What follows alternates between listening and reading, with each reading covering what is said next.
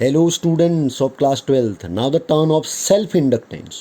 आपने mutual inductance पढ़ा, अब हम सेल्फ इंडक्टेंस की बात करेंगे। इसका अर्थ क्या हुआ कि जिस कॉइल में, कोई एक कॉइल होती है इसमें, जिस कॉइल में हम करंट फ्लो करा रहे हैं उसी कॉइल में एक मैग्नेटिक फ्लक्स जो है, एक मैग्नेटिक ईएमएफ रादर हमको कहना चाहिए, एक ईएमएफ इंड्यूस हो जाता है, उसकी वजह से करंट इंड्यूस हो जाता है उसी कॉइल में, दूसरे में नहीं। पहले में करंट फ्लो कराने की वजह से दूसरे वाले में जब ईएमएफ क्रिएट होता है उसको म्यूचुअल इंडक्टेंस बोलते हैं। जब उसी में एक ईएमएफ क्रिएट होता है तो उसको बोलते हैं सेल्फ इंडक्टेंस। आइए देखते हैं। When a current flows through a coil it produces a magnetic field around it. सीधी बात है, किसी कॉइल में अगर करंट फ्लो करता है तो उसका एक मैग्नेटिक फील्ड बन जाता है। And hence a magnetic flux linked with the coil. सीधी बात है कि मैग्नेटिक फील्ड अगर क्रिएट होगा तो मैग्नेटिक फ्लक्स लिंक हो जाएगा उससे। If the current through the coil is changed, अगर हम उस करंट को चेंज कर दें, the flux linked with the coil also changes, तो फ्लक्स भी क्या हो जाता है, चेंज कर लेता है, डायरेक्टली प्रोपोर्शनल टू करंट होता है। Therefore an induced EMF is set up in the coil, इसलिए जो है एक इंड्यूस्ड ईएमएफ सेट हो जाता है उस कॉइल में। एंड ये सिद्धांत हम पहले पढ़ चुके हैं ना, ये principle. And an induced current flows through it besides the main current. और ईएमएफ, जाहिर सी बात है, एक नया इंड्यूस्ड ईएमएफ आ गया है तो उसकी वजह से एक नया करंट फ्लो करने लगेगा। जो करंट ऑलरेडी फ्लो कर रहा था उसके साथ साथ एक और करंट फ्लो करने लगता है। तो the phenomenon of electromagnetic induction in which on changing the current in the coil an opposing induced EMF is set up in that coil is called the self induction. ठीक हो गया।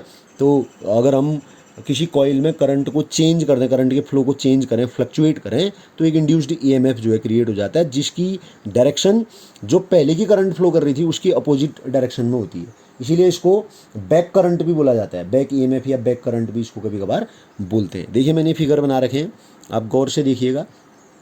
ये rheostat लगा रखा है, इसमें मेन करंट जब increase हो रहा है, मेन करंट जब बढ़ रहा है, इंक्रीज हो रहा है, तो इंड्यूस्ड करंट उसकी अपोजिट डायरेक्शन में इधर को दिख रहा होगा आपको।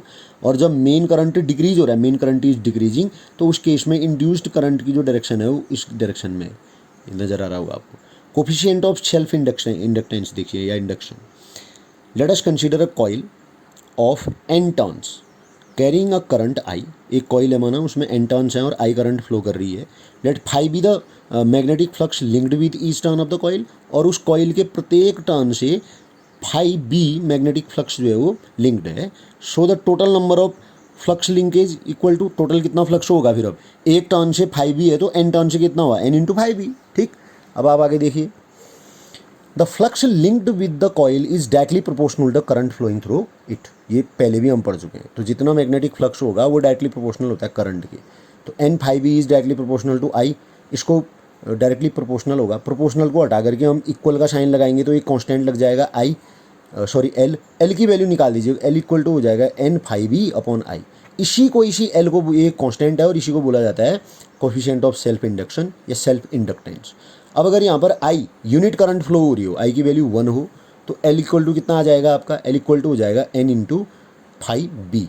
अब यहाँ से एक डेफिनेशन निकल के आई, the coefficient of self induction of a coil is equal to the number of flux linkage, ये नंबर ऑफ फ्लक्स है N phi B, number of flux linkage with the coil when unit current is flowing through it. जब current क्या हो, unit हो, current unit होगी तो जितना flux होगा उसी के बराबर सेल्फ इंडक्टेंस का कांस्टेंट निकल के आता है।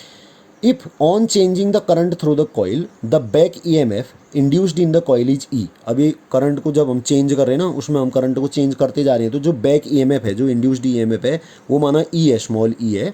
तो E इज इक्वल टू क्या होगा भाई, फैराडेज लॉ हम जानते हैं, निगेटिव रेशियो के बराबर होता है, और rate of change in flux के निगेटिव रेशियो के बराबर होता है ना। तो minus N delta phi B upon delta T हो जाएगा। डेल्टा को बाहर ले लो, N phi B upon delta T कर दिया।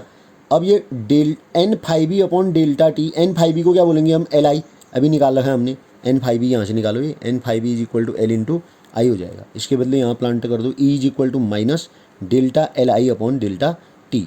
डेल्टा, ये एल को बाहर कर दो, delta I upon delta T. अब क्या होता है, delta I upon delta T को हम नीचे कर देंगे, यहाँ पर ई निकाल देंगे ना, सॉरी एल निकालेंगे, तो एल बराबर क्या होगा, ई ओवर, नेगेटिव साइन वहाँ चले जाएगा, minus E over delta I upon delta T, ये बन के आएगा। अब delta I upon delta T अगर 1 हो, rate of flow of current 1 हो, then L is equal to, ये पूरा 1 हो गया तो एल इज इक्वल टू क्या हो जाएगा माइनस ई, न्यूमेरिकली ई के बराबर होगा अगर आप साइन नहीं ले तो, अपोजिट डायरेक्शन में होता है इसलिए माइनस आता है।